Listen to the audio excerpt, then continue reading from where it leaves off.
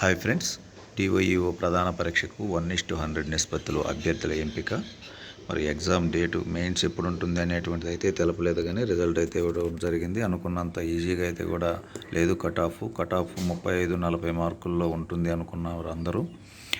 మరి ఈ యొక్క అంచనాలను తలకిందలు చేస్తూ దాదాపుగా 50 మార్కులు పైన వచ్చిన వాళ్ళు మాత్రమే క్వాలిఫై అయినట్లు తెలుస్తుంది. ఏదేమైనప్పటికీ కూడా కట్ ఆఫ్ ఎంత అనేటువంటిది మనం నిదానంగా అంచనా వేయగలము.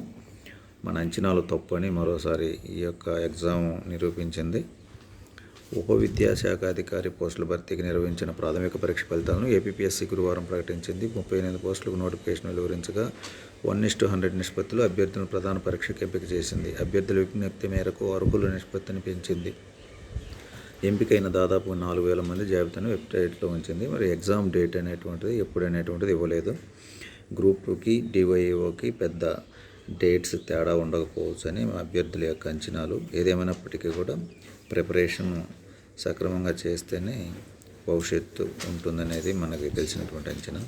ఓకే ఫ్రెండ్స్, మొదటిసారి మన ఛానల్ చూస్తుంటే ఖచ్చితంగా సబ్స్క్రైబ్ చేసుకోండి. డివైఓ డిఎస్సి టెట్కి సంబంధించిన revision box items, philosophy, psychology మీ అందరికీ కూడా అందించడానికి ప్రయత్నం చేస్తాం. Thank you friends.